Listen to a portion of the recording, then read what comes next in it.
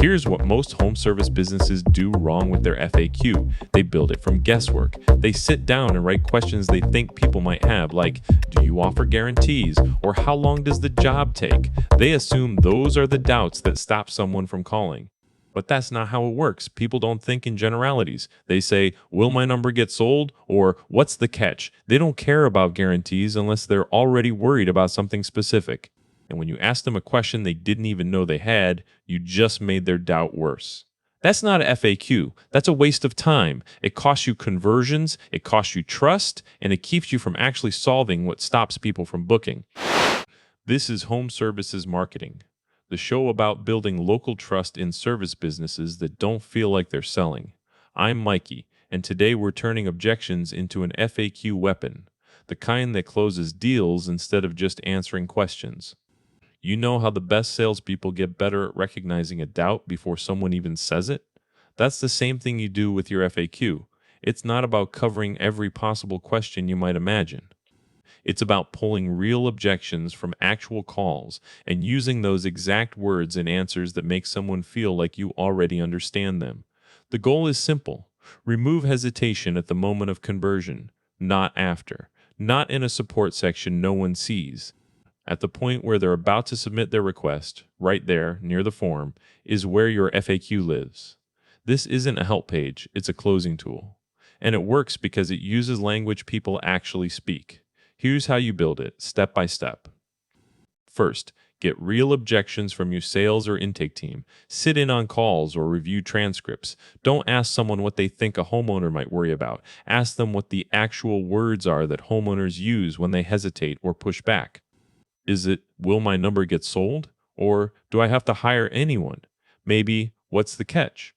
These aren't just questions, they're expressions of doubt, and your FAQ answers need to match that doubt exactly. Second, answer each objection directly with honest language. If someone asks, what's the catch? Don't say, there's no catch. Say something like, no hidden fees, no surprise charges. Just what we promise up front. Or if they ask about hiring help, give them a real example. You don't have to hire anyone. We handle everything from start to finish. Third, place your FAQ exactly where the doubt lives. That means near your main conversion point, not buried in a footer or linked off page. If someone is looking at a contact form, they're already on the edge of booking. Don't make them click through to find answers. Put it right there, below the form or within it as expandable sections. The moment of decision should come with reassurance. Fourth, be transparent about what you can't do. If someone is worried about a limitation, like not being able to cover all areas or needing a full inspection first, answer that honestly. That's how trust builds. When someone says, what's the catch? And you say, we don't sell numbers, we don't charge extra, and we don't promise what we can't deliver, they believe you more than if you give them a vague assurance.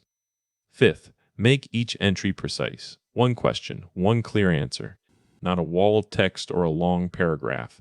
It should feel like someone is talking directly to you, not writing a brochure. The better your FAQ reads in the moment, the less time people spend second-guessing. That's it. That's the system. Not some generic list of questions, not some made-up process.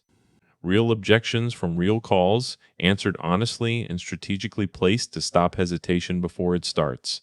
And if you think this sounds familiar, that's because we use this exact same method in our service business at Home Services Marketing itself. It's not just about showing up.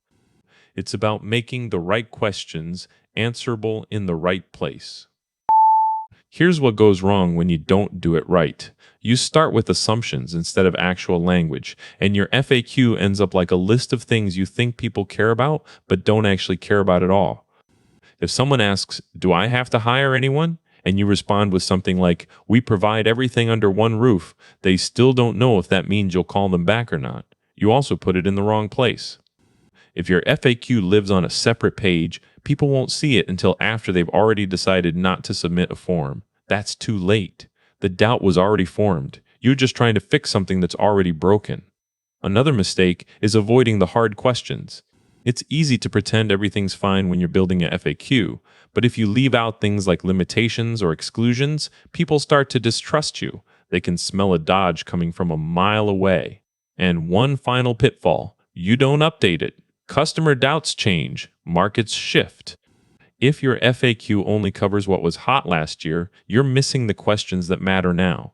So here's the one rule you have to remember: every FAQ entry must be built from actual language from real calls. No guessing, no assumptions, not even close. And every answer needs to appear where the doubt lives, right before someone submits their request. Segment 3 is about the deeper cuts, and there are more than just the ones above.